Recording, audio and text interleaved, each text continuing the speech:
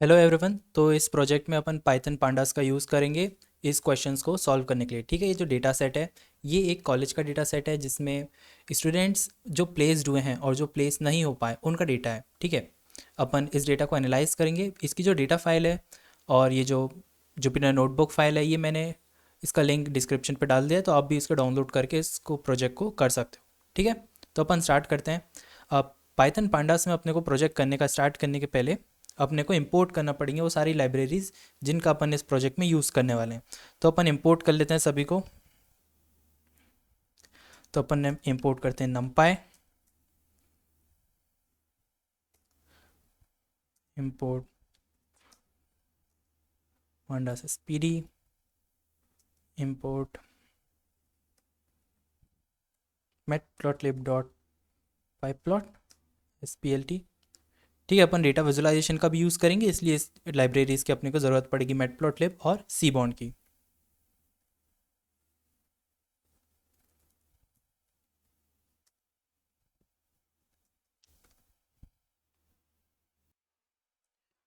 ठीक है, इन चारों लाइब्रेरी को अपन इंपोर्ट कर लेते हैं। ठीक है, यहाँ पे इंपोर्ट हो गई। अब जो नेक्स्ट है वो अपनी डेटा फाइल है। ठीक है, आपने डेटा फाइल को स्टोर कर दिया अपने फोल्डर में, उसी फोल्डर में नोटबुक को भी प्लेस कर दिया और अब अपन डेटा फाइल को एक्सप्लोर कर सकते हैं। इसको एक्सप्लोर करने के लिए अपन ls कमांड का यूज़ करते हैं। ls से आप करंट डायरेक्टरी को देख सकते हो, जैसे कि यहाँ पे प्लेसमेंट डेटा को अपन ने .csv फाइल अपना, तो इसको अपन ने कॉपी किया और इसको अपन क्या कर लेते हैं, रीड कर लेते हैं pd.read csv फंक्शन से। ठीक है, इसमें अपन ने फाइल का नेम डाल दिया और जो ये रीड होगी उसको अपन df में स्टोर कर देंगे। ठीक है, लेटर ऑन अपन df को df डॉट हेड करके देखते हैं कि इस डेटा में क्या इंपोर्ट हुआ है। ठीक है, तो आप देख सकते हो यहाँ पे हर एक स्टूडेंट का सीरियल नंबर है, उसका जेंडर का भी गिवन है। ठीक है, अभी जो डेटा के जो नेम्स हैं वो कुछ इस तरीके से हैं, जैसे सेकेंडरी स्कूल परसेंटेज। ठीक है, ये 10th ग्रेड के परसेंटेज है, ये 10th ग्रेड की बोर्ड है। ठीक है, ये high school P for percentage. ठीक है, हाई स्कूल के परसेंटेज है, ये हाई स्कूल की बोर्ड है और ये वहाँ का सब्जेक्ट स्ट्रीम है। ठीक है, फिर ये डिग्री, जो कॉलेज में डिग्री थी उसके परसेंटेज है और ये डिग्री की फील्ड थी। ये वर्क एक्सपीरियंस का कॉलम है, इसमें पर्सन प्रीवियसली वर्किंग था या नहीं था उसकी इन्फॉर्मेशन सारी गिवन रहेगी। ई टेस्ट, ये एम्प्लॉयबिलिटी टेस्ट के लिए स्कोर्स हैं इसमें। यहाँ पे स्पेशलाइजेशन है पर्सन की, ये एमबीए के परसेंटेज हैं। ये स्टेटस है कि वो पर्सन प्लेस्ड है या नॉट प्लेस्ड है और यहाँ पे सैलरी है। यहीं पे आप देख सकते हो कि जो प्लेस्ड है उनकी सैलरी गिवन है, जो नॉट प्लेस्ड है उनकी सैलरी यहाँ पे नल है।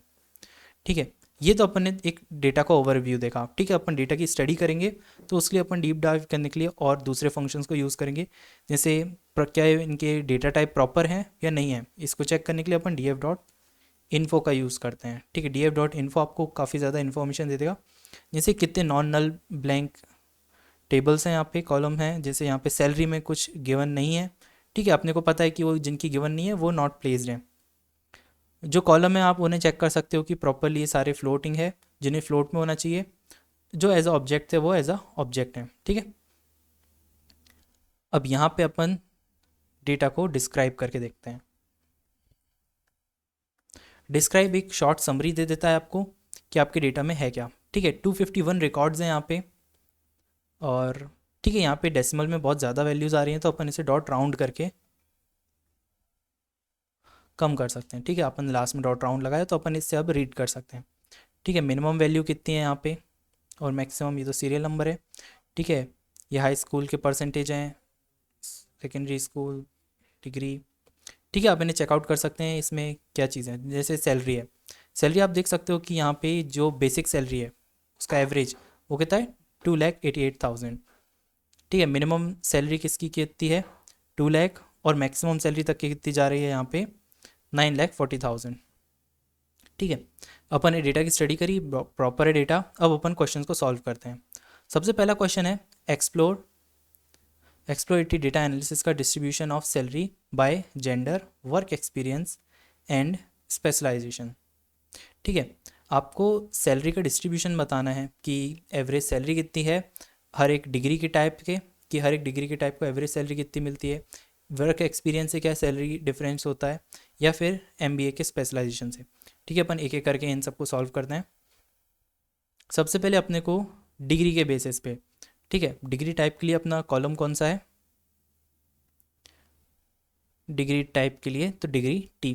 ठीक है, डिग्री टाइप के बेसिस पे अपन एवरेज सैलरी निकाल रहे हैं। तो अपन क्या करेंगे, डिग्री टाइप के बेसिस पे ग्रुप बनाएंगे और सैलरी का एवरेज निकाल लेंगे। इसलिए अपन D F dot group by को यूज़ करेंगे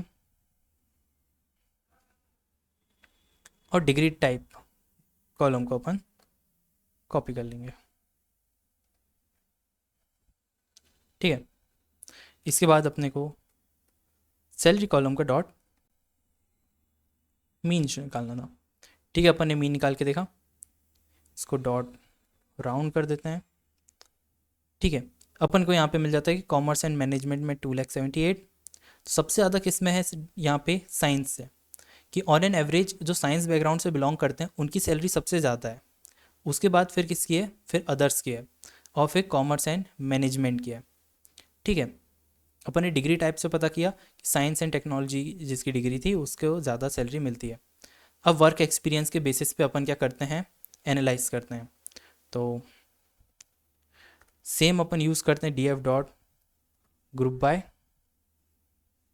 और इस बार अपन क्या यूज़ करेंगे, कॉलम वर्क एक्सपीरियंस का। वर्क एक्सपीरियंस का कॉलम कौन सा है, ये रहा। इसको अपन ने कॉपी किया और यहाँ पेस्ट करके सैलरी से फाइंड आउट किया, सैलरी डॉट मीन।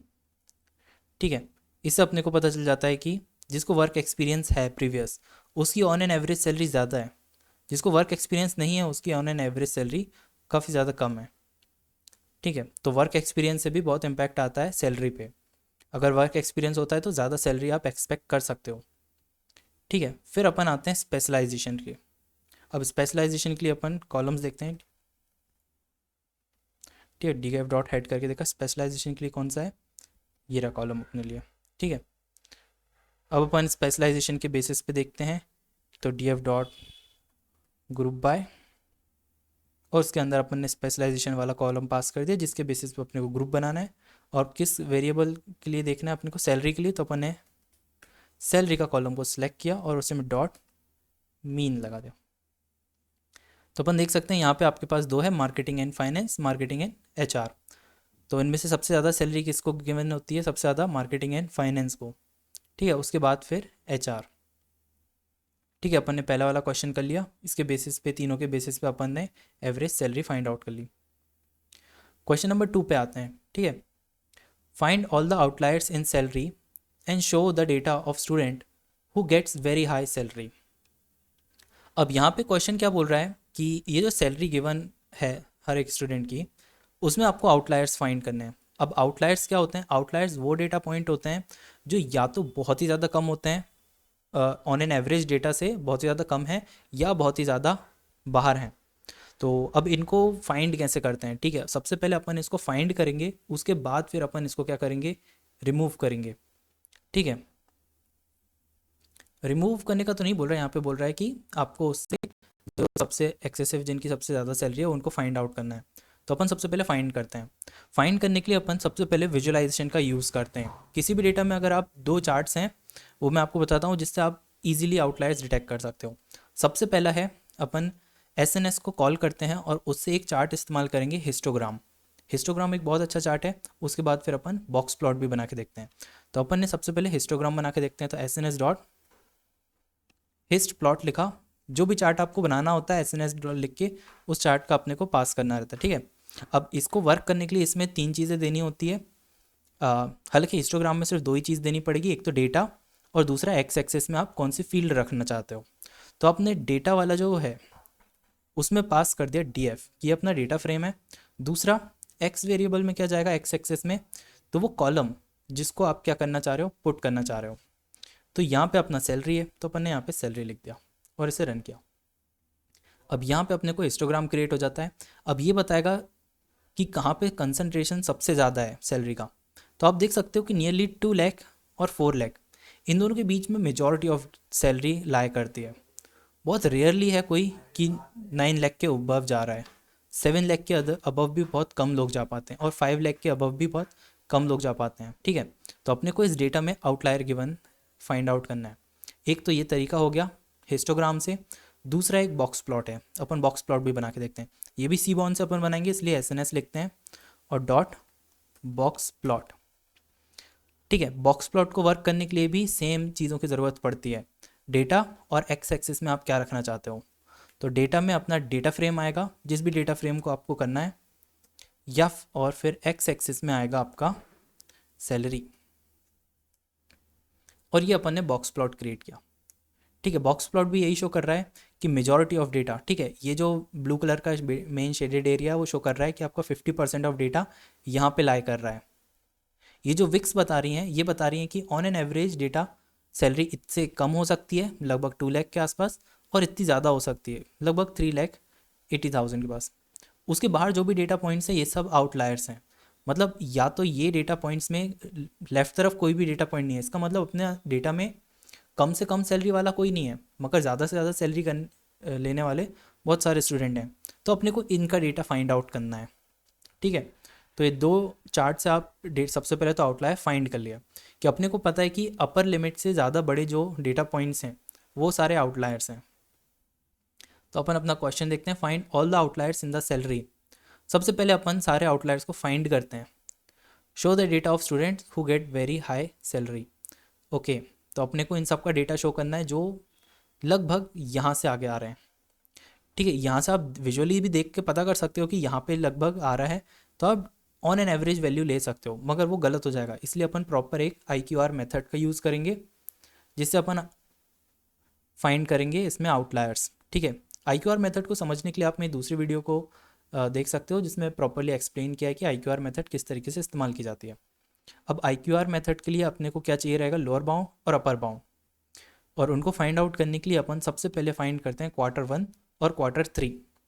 ठीक है, तो Q1 का जो फॉर्मूला रहता है वो होता है डेटा फ्रेम में से सैलरी वाला कॉलम, उसमें क्वांटाइल 25, क्वांटाइल 0.25। ठीक है, तो Q1 अपना आ जाएगा 2,40,000। वैसे ही अपन ने Q3 निकाल लिया कि DF में से जो सैलरी वाला कॉलम है उसमें डॉट क्वांटाइल, क्वांटाइल इस बार अपन निकालेंगे 0.75। ठीक है, तो ये अपना Q3 आ गया, लगभग 3 लाख के आसपास है।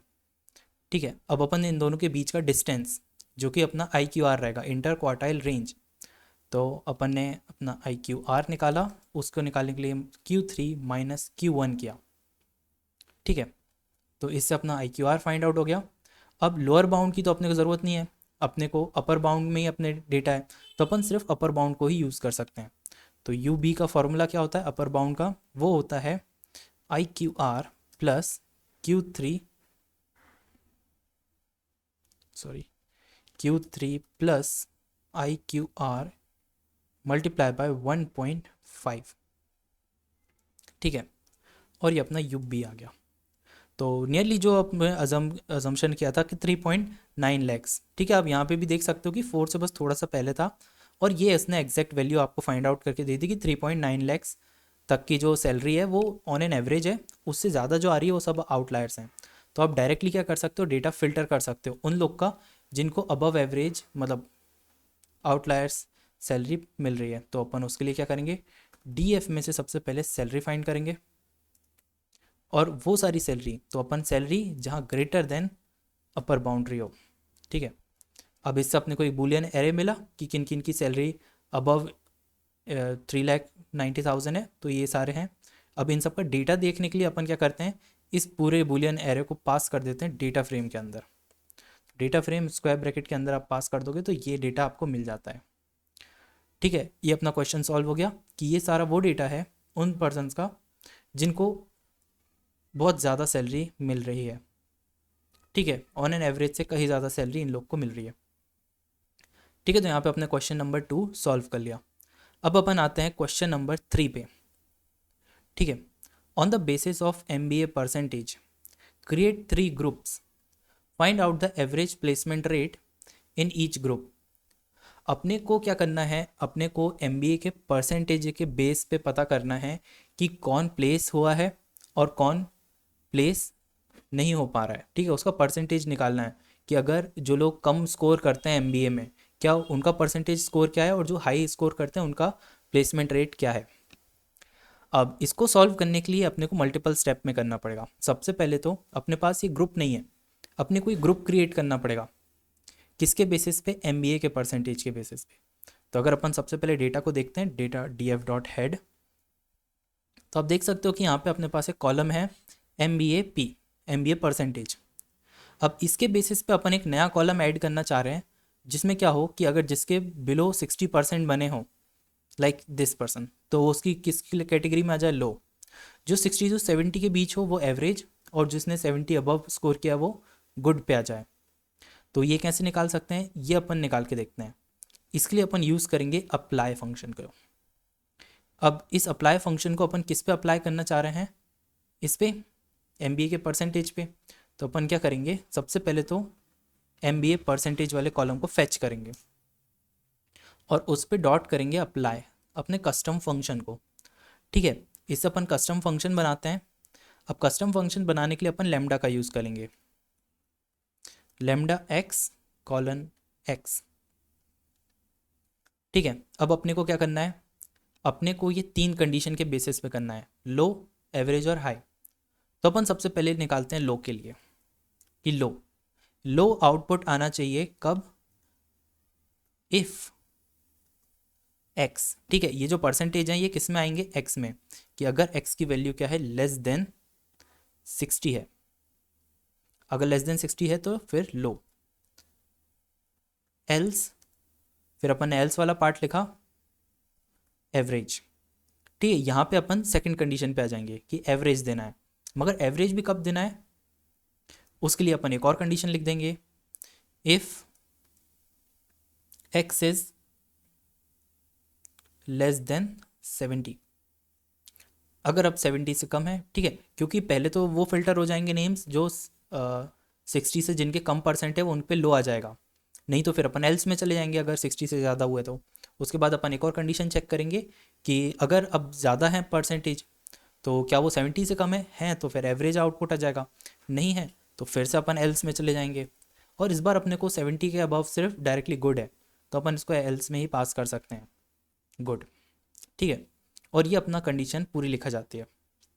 इसको अपन रन करते हैं तो अपने को एक कॉलम मिल जाएगा जो कि ग्रेडिंग कर देगा इसके बेसिस पे, लो, एवरेज और गुड के बेसिस पे। अब इसको अपन चाहते हैं कि एज अ कॉलम क्रिएट हो जाए, तो अपन क्या करते हैं, डीएफ के सबसे स्टार्टिंग में लिख देंगे डीएफ, और इस कॉलम का नेम रख लेते हैं एमबीए ग्रेड, एमबीए ग्रेड। ठीक है, इक्वल्स टू, ठीक है, और अपना कोड जितना भी था वो इक्वल टू के आगे लिखा हुआ है, और इसको अपन ने रन कर दिया। ठीक है, अब रन हो गया। अब अपन df.head करके चेक करते हैं कि बना है कि नहीं प्रॉपरली। तो आप देख सकते हो कि यहाँ पे MBA ग्रेड करके वो कॉलम बन चुका है। अब अपन ने एक तो अपना सॉल्व कर लिया। ठीक है, ये अपन ने ग्रेडिंग कर ली।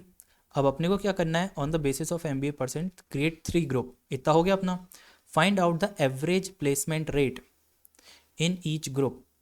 अपने को क्या निकालना है, प्लेसमेंट रेट। अब प्लेसमेंट रेट कैसे निकाल सकते हैं, प्लेसमेंट का कॉलम अपने पास गिवन है, ये है स्टेटस। अब स्टेटस में क्या क्या वैल्यूज़ हैं, ठीक है, इसमें 2 टाइप की वैल्यूज़ हैं, प्लेस्ड और नॉट प्लेस्ड। कौन से स्टूडेंट प्लेस्ड हैं और कौन से स्टूडेंट प्लेस्ड नहीं हैं। अब इसको कैसे कर सकते हैं, अपने को क्या करना है, अपने को ये निकालना है कि लो पे कितने नंबर ऑफ पीपल प्लेस्ड हैं, कितने number of people not placed हैं, एवरेज में कितने प्लेस्ड हैं, कितने नॉट प्लेस्ड हैं, गुड में कितने प्लेस्ड हैं और कितने नॉट प्लेस्ड हैं। अब ये कैसे कर सकते हैं, ये आप ग्रुप बाय से कर सकते हो, मगर वो थोड़ा लॉन्ग फॉर्मेट में बन जाता है, तो मैं आपको बहुत अच्छा तरीका बताता हूँ। इसके लिए अपन यूज़ करेंगे पिवट टेबल्स का। पिवट टेबल बिल्कुल वैसी जैसे आपने एक्सेल में इस्तेमाल करे होंगे।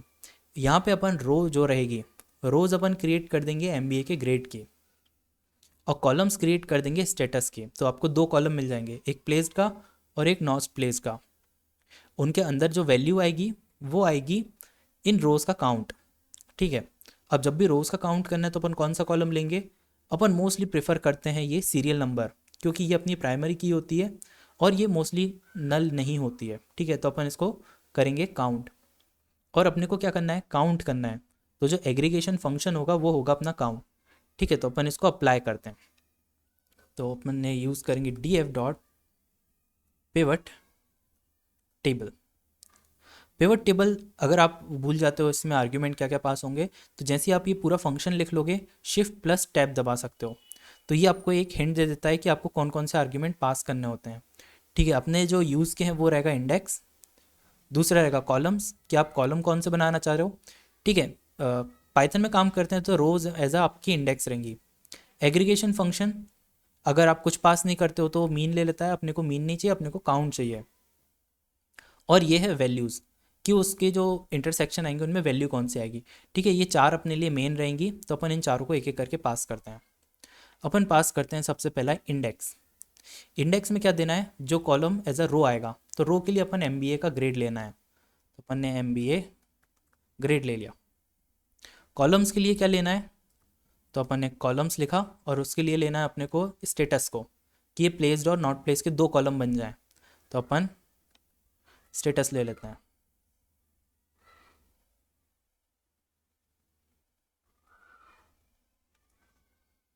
ठीक है। वैल्यूज़ क्या होंगी, वैल्यूज़ में आ जाएगा अपना ये सीरियल नंबर, तो SL_NO। और aggregation function by default mean होता है, अपने को मीन की ज़रूरत नहीं है, नहीं तो वो नंबर्स का एवरेज कर देगा, जो कि अपने को बिल्कुल नहीं चाहिए। अपने को क्या चाहिए, काउंट चाहिए।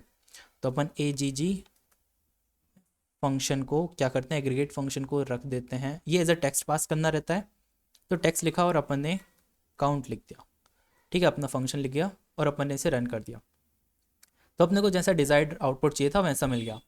अपने को एज अ एवरेज, गुड और लो के कितने परसेंट नॉट प्लेस्ड हैं, कितने परसेंट नॉट प्लेस्ड हैं, ये मिल गया। अब ये अपने को इंडेक्स नहीं चाहिए, मैं इसके इंडेक्स हटाना चाह रहा हूँ, इसलिए अब मैं डायरेक्टली उसके लास्ट में रीसेट इंडेक्स पास कर दूंगा, ठीक है।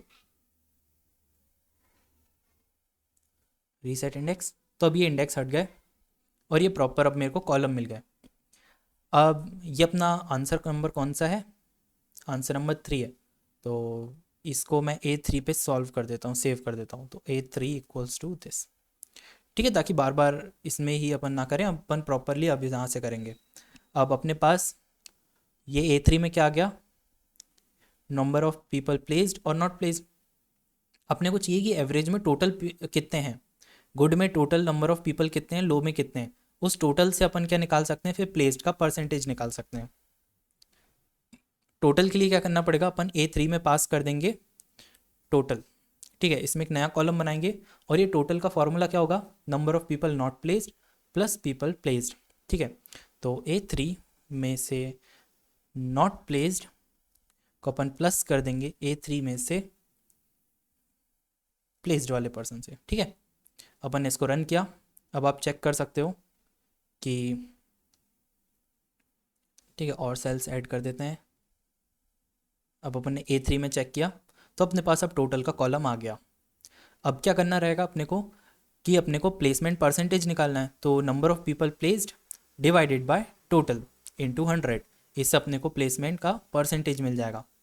तो इसका फॉर्मूला क्या क्या रहेगा, कि जो पीपल प्लेस्ड हुए हैं उनको डिवाइड करना रहेगा टोटल से, तो A3 में से टोटल वाला कॉलम ये आ गया, इसको मल्टीप्लाई कर देंगे अपन 100 से, ठीक है। ये आ गया अपने को।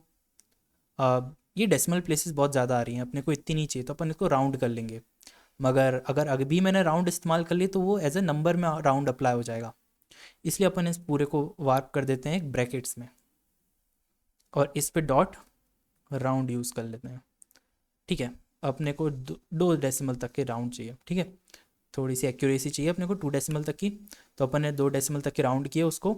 अब ये अपना रिजल्ट आ गया, इसको अपन A3 में प्लेसमेंट रेट करके सेव कर देते हैं। तो A3 में एक नया कॉलम क्रिएट करना है, ये होगा placement rate equals to this. अब आंसर 3 में अपना क्या आ गया, प्लेसमेंट रेट, ठीक है। अब चाहो तो इस डेटा को रीअरेंज कर सकते हो कि सबसे हाईएस्ट प्लेसमेंट रेट सबसे ऊपर आ जाए, तो वो भी अपन कर देते हैं। तो डॉट सॉर्ट वैल्यूज़ का अपन इस्तेमाल करेंगे, अब वैल्यूज़ में बताना होता है कि कौन से कॉलम के बेसिस पे, तो वो बाय करके पास करते हैं अपन, बाय प्लेसमेंट रेट। अब बाय डिफ़ॉल्ट ये असेंडिंग में करता है, अपने को असेंडिंग में नहीं चाहिए, अपने को डिसेंडिंग चाहिए, तो अपन असेंडिंग इक्वल्स फॉल्स पास कर देंगे। अब इससे आप देख सकते हो कि जिन लोगों के MBA ग्रेड गुड थे उनका प्लेसमेंट रेट सबसे ज़्यादा है, नियरली 80% पीपल प्लेस होते हैं। इसका मतलब आप अकाउंट अपने MBA में अच्छे ग्रेड लाते हो तो आपके 80% चांसेस हैं प्लेस होने के। जो एवरेज हैं उनका कितना है 69%, और जिनने लो ग्रेड किया था उनका सिर्फ 65% प्लेसमेंट रेट है। तो अपन ने अपना क्वेश्चन सॉल्व कर लिया कि MBA की ग्रेडिंग के बेसिस पे अपन ने निकाला उनका प्लेसमेंट रेट। ठीक है, अब अपन चलते हैं क्वेश्चन नंबर 4 पे। ठीक है, तो क्वेश्चन नंबर 4 पे क्या करना है, इज देयर अ को relation between MBA percentage and salary. अभी जो को रिलेशन होता है वो दो वेरिएबल्स के बीच में रिलेशनशिप शो करने के लिए होता है। बेसिकली इसकी वैल्यू जो होती है वो -1 से +1 तक की होती है, और 0। अगर वैल्यू 0 के पास आ रही है इसका मतलब उन दोनों के बीच में रिलेशनशिप नहीं है। अगर -1 है तो नेगेटिव रिलेशन है, +1 के पास है तो पॉजिटिव रिलेशन है। अब अपने को इन दोनों के बीच में रिलेशनशिप निकालना है कि क्या किसी के MBA के परसेंटेज सैलरी पे इम्पैक्ट करते हैं क्या।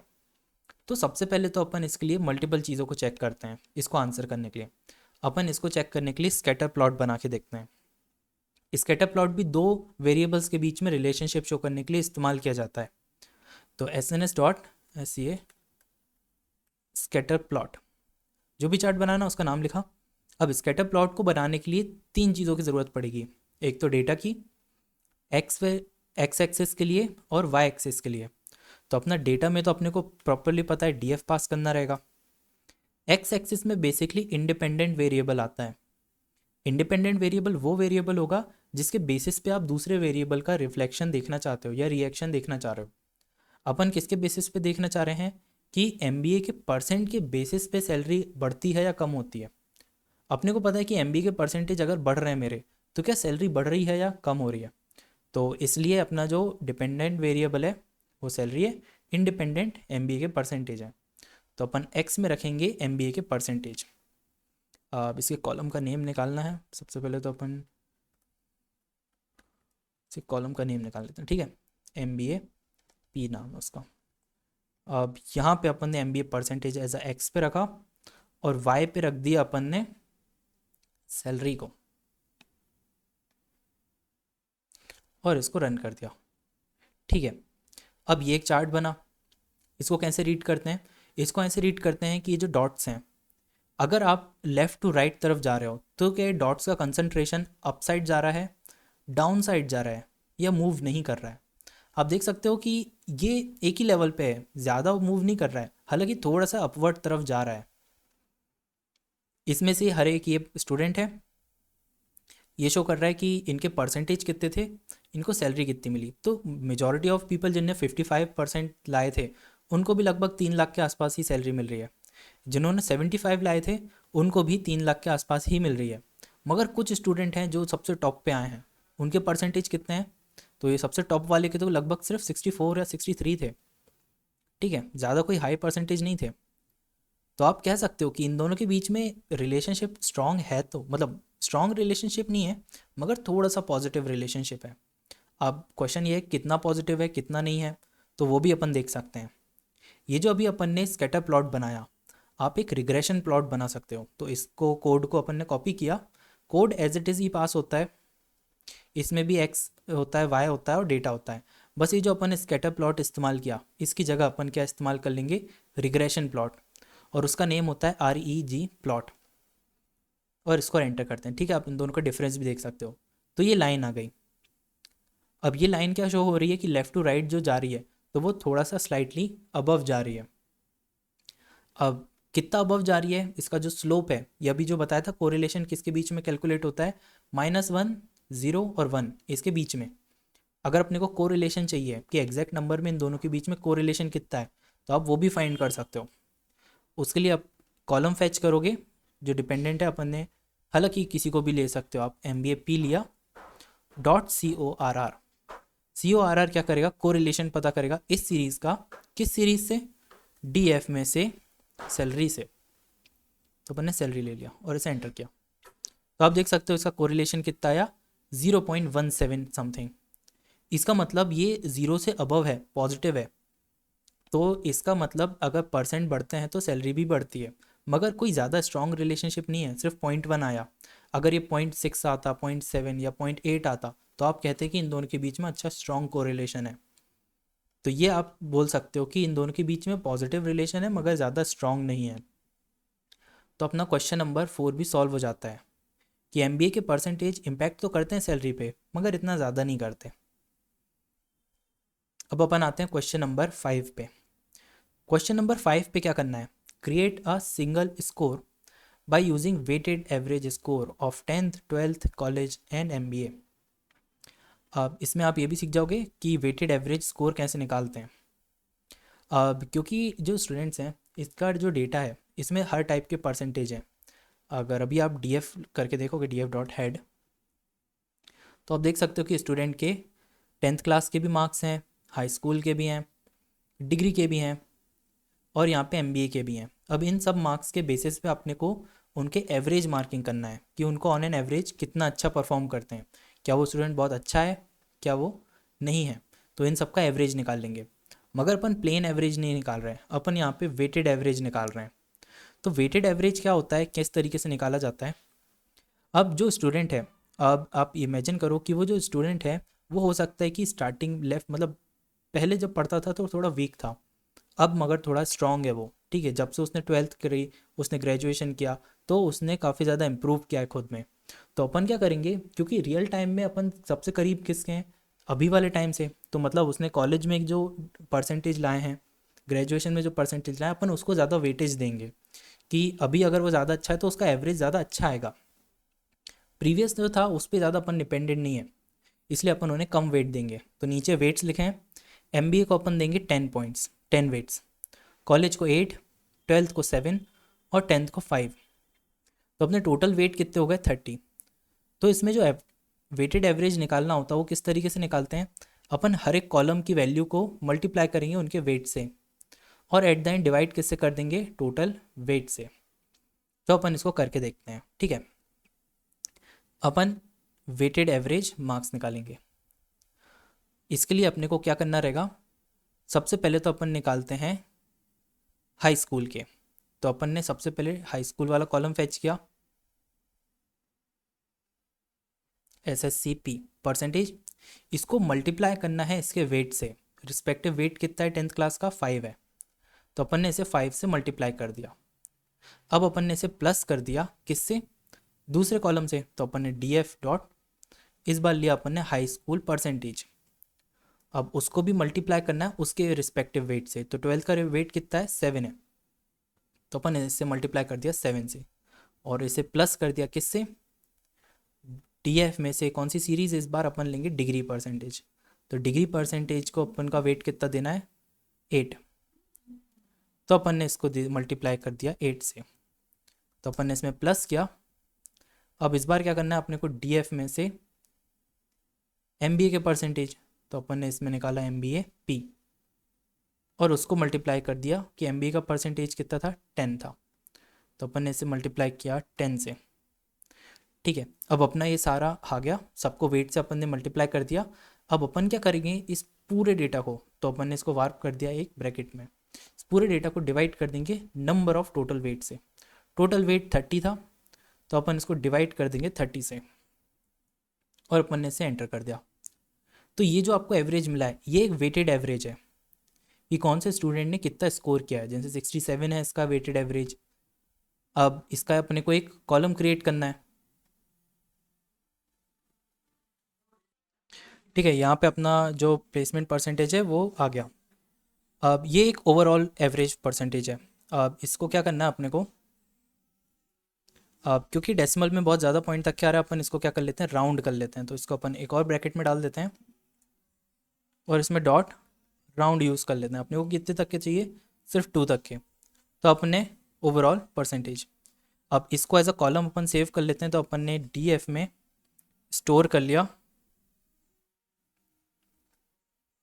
ओवरऑल परसेंटेज, ठीक है, ये एक ओवरऑल परसेंटेज अपना कैलकुलेट हो चुका है।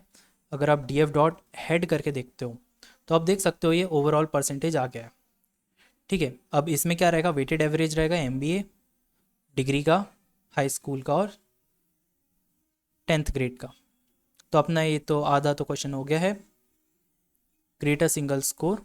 ठीक है, ये अपना क्वेश्चन पूरा ही सॉल्व हो गया। ठीक है, अपन नेक्स्ट क्वेश्चन पे चलते हैं। Find how much percentage of people are placed on the basis of high school specialization. आपको ये लगभग प्रीवियस क्वेश्चन जैसा है, आपको नंबर ऑफ पीपल प्लेस्ड का बताना है कि कितने परसेंटेज ऑफ पीपल प्लेस हुए हैं हाई स्कूल के स्पेशलाइजेशन के बेसिस पे। तो अपना हाई स्कूल का स्पेशलाइजेशन वाला कॉलम कौन सा है, तो अपने डी एफ डॉट हेड करा और इससे अपन देख सकते हैं हाई स्कूल स्पेशलाइजेशन, ये वाला कॉलम है। इसमें कितने परसेंट ऑफ पीपल प्लेस हैं कितने नहीं है वो अपन निकालते हैं। तो अपन सेम चीज़ अप्लाई करके देखते हैं। अपने को क्या ज़रूरत थी, पिवट टेबल्स की। तो D F dot pivot tables को अपन कॉल करेंगे, इसके डॉट की जगह कॉम हो गया, dot pivot tables. Index, index में अपन कौन सा कॉलम लेना चाहते हैं इस बार अपन हाई स्कूल स्पेशलाइजेशन। तो इस कॉलम को लिया।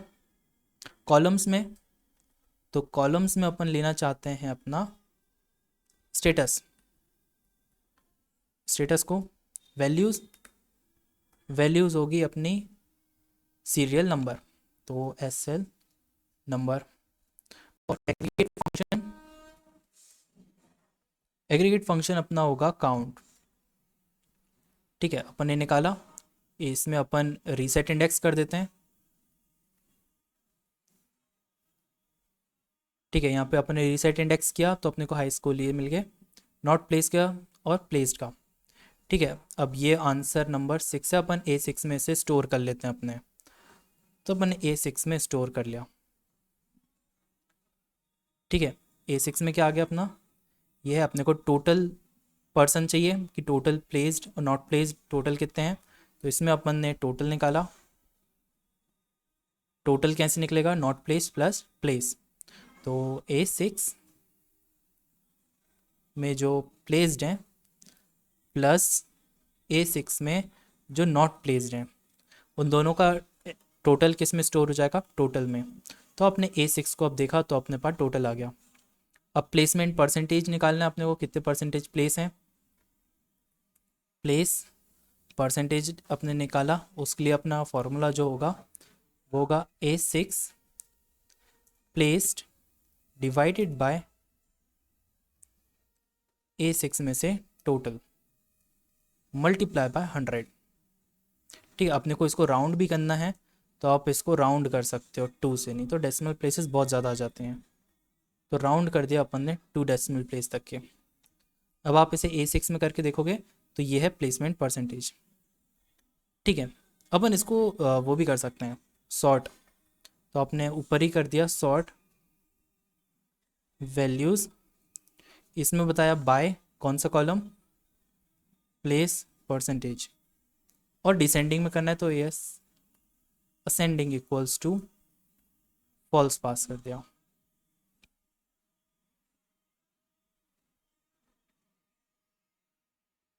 ओके, सो प्लेस परसेंट तो यहाँ बनाया अपन ने, तो इसे अभी के अभी नहीं बना सकते अपन। इसे करते हैं सेव और नीचे आके पास कर देते हैं। ठीक है, तो ये आ गया अपना। तो ये अब आप देख सकते हो कि प्लेस परसेंट के बेसिस पे जो कॉमर्स के स्टूडेंट हैं वो सबसे ज़्यादा हाईली प्लेस्ड हैं, 69.91% प्लेस्ड कॉमर्स के हैं। उसके जस्ट बाद फिर साइंस के प्लेस्ड हैं 69.23। ठीक है, ज़्यादा गैप नहीं है कॉमर्स और साइंस में, कॉमर्स थोड़ा सा आगे। आर्ट्स के जो हैं, आर्ट्स के सबसे कम प्लेस हुए हैं, लगभग सिर्फ 54.55%। नियरली हाफ आर्ट्स के जो स्टूडेंट थे ना वो प्लेस हुए हैं। तो कह सकते हैं कि कॉमर्स और साइंस स्ट्रीम ज़्यादा अच्छी होती हैं 12th में पिक करने के लिए, अगर आपको प्लेसमेंट रेट अपना अच्छा रखना है तो। ठीक है, अब अपन आते हैं क्वेश्चन नंबर 7 में। क्वेश्चन नंबर 7 में क्या करना है, find a work experience affect salary level. तो क्या वर्क एक्सपीरियंस अफेक्ट करता है सैलरी लेवल को, तो इसको अपन चेक करते हैं कि वर्क एक्सपीरियंस के बेस पे अपन ग्रुप बना लेते हैं। ठीक है, तो ग्रुप बाय अपन ने यूज़ किया किस पे, वर्क एक्सपीरियंस पे, वर्क एक्सपीरियंस। और यहाँ पे अपन ने सैलरी लिया डॉट मीन, ठीक है।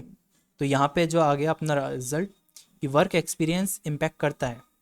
जिसका वर्क एक्सपीरियंस नहीं है उसे बहुत कम सैलरी है, जिसका वर्क एक्सपीरियंस होता है उसको लगभग 3 लाख के अबव सैलरी मिल रही है ऑन एन एवरेज। तो आप कह सकते हो कि वर्क एक्सपीरियंस बहुत ज़्यादा इम्पैक्ट करता है सैलरीज पे, ठीक है। अब यहाँ पे अपन क्वेश्चन नंबर 8 को करके देखते हैं। Find the top 5 student who get the highest salary. आपको टॉप 5 स्टूडेंट निकालना है जिनको सबसे हाईएस्ट सैलरी निकाल मिल रही है। तो ये बहुत सिंपल है। इसके लिए अपन क्या कर सकते हैं, सैलरी के कॉलम के बेस पे अपन सबसे पहले डेटा फ्रेम को रीअरेंज करते हैं, जिसमें सबसे हाईएस्ट सैलरी सबसे ऊपर आएगी और लोएस्ट सैलरी नीचे, और उसमें से अपन टॉप रोज को निकाल लेंगे। तो अपन D F dot sort by को इस्तेमाल करते हैं, नहीं सॉर्ट वैल्यूज़ है, सॉर्ट वैल्यूज़ बाय। यहाँ पे अपन ने कॉलम दिया सैलरी, और इसको अपने को डिसेंडिंग ऑर्डर में करना है, तो असेंडिंग इक्वल्स टू फॉल्स, ठीक है। ये डेटा अपना रीअरेंज हो गया। तो इसमें सैलरी सबसे जिनकी हाईएस्ट है वो सबसे ऊपर आ गए। अब इस डेटा में अपन डॉट हेड अप्लाई कर देते हैं। बाय डिफ़ॉल्ट हेड 5 ही रोज देता है, मगर आप चाहो तो एडिशनली 5 पास कर सकते हो। अगर कोई और नंबर होता तो अपन वहाँ पे वो नंबर पास कर देते।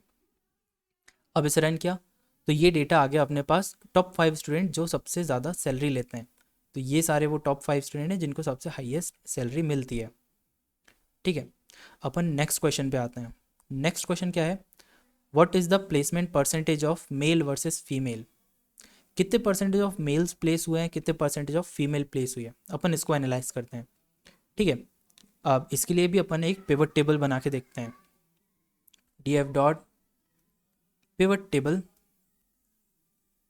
अब इसमें जो इंडेक्स रखना है वो रखना है इस बार अपने को जेंडर, ठीक है। अपन सबसे पहले कॉलम्स निकाल लेते हैं। जेंडर वाला कॉलम कौन सा है, ये है। ये अपने जेंडर का कॉलम ले लिया। इसके बेसिस पे अपन क्या निकालना है, प्लेसमेंट का, है ना। तो अपन स्टेटस ले लेते हैं एज अ, कि कौन लोग प्लेस हुए हैं कौन लोग प्लेस नहीं हुए कितने, ठीक है। ये लेना है अपने को कॉलम्स में, columns equals to status. Values, values अपने को सीरियल नंबर। एग्रीगेट फंक्शन क्या लेना रहेगा, एग्रीगेट फंक्शन होगा अपना काउंट फंक्शन, ठीक है। तो ये अपना आ गया रीसेट इंडेक्स, ठीक है। तो अपन ने रीसेट इंडेक्स कर लिया। अब इसमें जेंडर, नॉट प्लेस्ड और प्लेस्ड, ये सारा डेटा आ गया। इसको अपन स्टोर कर लेते हैं क्यू आंसर नंबर 9 में, ठीक है। अब A9 में क्या आ गया, अपना डेटा आ गया। इसमें अपन कर लेते हैं कि जो प्लेस्ड है टोटल, ओके सो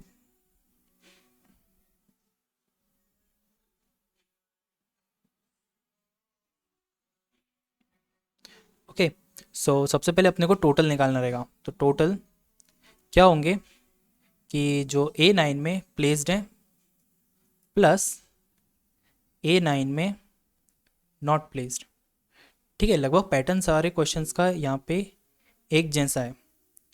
तो A9 में अपने को टोटल मिल गया। अब प्लेसमेंट परसेंटेज निकालना है। तो अपन ने प्लेस परसेंट निकाला, कैसे, इसके लिए अपन ने जो A9 है इसमें जो प्लेस्ड हैं उसको डिवाइड किया किससे, टोटल से। तो अपने A9 में से टोटल वाला कॉलम डिवाइड कर दिया, उसे मल्टीप्लाई कर दिया 100 से, और इसको राउंड कर दिया आपने 2 से। तो डॉट राउंड टू वेरिएबल तक, ओके। सो A9 में अपना क्या आ गया, प्लेसमेंट परसेंटेज। अब इसके बेसिस पे आप देख सकते हो कि जो फीमेल है वो, उनका प्लेसमेंट रेट बहुत कम है, वो लगभग 63% प्लेस हुई हैं। जबकि जो मेल्स हैं उनका प्लेसमेंट परसेंटेज ज़्यादा है, जो कि 71.94% है, ठीक है। इसका मतलब कि मेल्स का जो प्लेसमेंट परसेंटेज है वो ज़्यादा हाई है, ठीक है। अब अपन क्वेश्चन नंबर 10 पे चलते हैं। क्वेश्चन नंबर 10 क्या है, how do academic score varies between place and not place student. ये जो ओवरऑल स्कोर अभी अपन ने निकाला था वो 10th ग्रेड, 12th ग्रेड और डिग्री के बेसिस पे। अब उसको अपन यूज़ कर सकते हैं ये पता करने के लिए कि जो स्टूडेंट जो प्लेस्ड हुए हैं और जो नॉट प्लेस्ड हैं उनमें वेरीज कर रहा है क्या नहीं। ठीक है, तो अपन ओवरऑल से भी कर सकते हैं, चाहे तो इनको इंडिविजुअल से भी कर सकते हैं। अपन ट्राई करते हैं इसको ओवरऑल से बनाने का। ठीक है, तो अपन क्या यूज़ करेंगे, यहाँ पे ग्रुप इस्तेमाल करेंगे। तो df डॉट ग्रुप बाय अपन ने यूज़ किया। इस पे जो कॉलम लिया अपन ने ग्रुप बाय के लिए, कॉलम कौन सा लिया, जो अपन ने अभी क्रिएट किया था। ठीक है,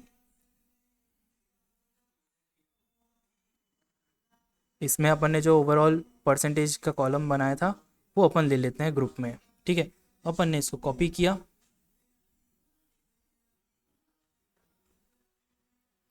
सॉरी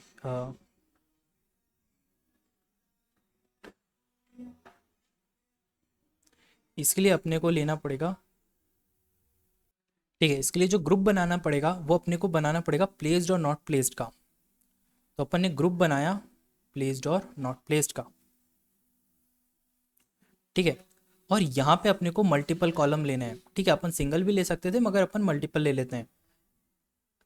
तो अपन ने सबसे पहला कॉलम जो लिया वो लिया अपन ने 10th ग्रेड के लिए। ठीक है, अपन ने 10th ग्रेड का कॉलम ले लिया। ठीक है, आप एक कॉलम के अंदर एक लिस्ट पास कर रहे हो। ठीक है, अब उस लिस्ट में मल्टीपल कॉलम अपन पास कर सकते हैं। एक वैल्यू है तो डायरेक्टली पास कर दो, मल्टीपल है तो लिस्ट बना के पास कर दो। अब इसमें हाई स्कूल के परसेंटेज भी ले लिए अपन ने, और अपन ने किसके ले लिए, डिग्री के परसेंटेज भी ले लिया। तो अपन ने डिग्री को भी परसेंटेज कॉपी किया और यहाँ पेस्ट कर दिया। अब इसके बाद इसमें एग्रीगेशन फंक्शन क्या होगा, मीन। तो इसमें आप देख सकते हो, इसमें रीसेट इंडेक्स भी कर देते हैं कि जो नॉट प्लेस्ड हैं इसमें हालांकि डेसिमल प्लेसेस बहुत ज़्यादा आ रही हैं, तो अपन डॉट राउंड भी इस्तेमाल कर सकते हैं। तो अब आप देख सकते हो कि जो प्लेस्ड हैं उनका ऑन एन एवरेज स्कूल का परसेंटेज कितना था, 71, हाई स्कूल में भी 69 रहा है और डिग्री में भी 68 रहा है। और जो नॉट प्लेस्ड है ना, उनका स्कूल में जो 10th ग्रेड था वो ऑन एन एवरेज 57% ही है, हाई स्कूल में 58 और डिग्रीज में 61। इसका मतलब जो प्लेस्ड हैं वो ऑन एन एवरेज बहुत अच्छा स्कोर करते आ रहे हैं 10th 12th और यहाँ पे डिग्री में। ठीक है, तो यहाँ पे अपना ये प्रोजेक्ट कंप्लीट होता है जिसमें अपन ने एक्सप्लोर किया कि किस टाइप के स्टूडेंट ज़्यादा अच्छे से प्लेस होते हैं, उनका on an average salary level क्या होता है। तो ये सारी चीज़ें अपन ने करी। अगर इसी तरीके के और प्रोजेक्ट अगर आप चाहते हो तो मैं इस चैनल पे और प्रोजेक्ट अपलोड करता रहता हूँ। तो आप इस चैनल को सब्सक्राइब करिए, लाइक करिए इस वीडियो को, ताकि ऐसे ही प्रोजेक्ट और आपके पास आते रहें।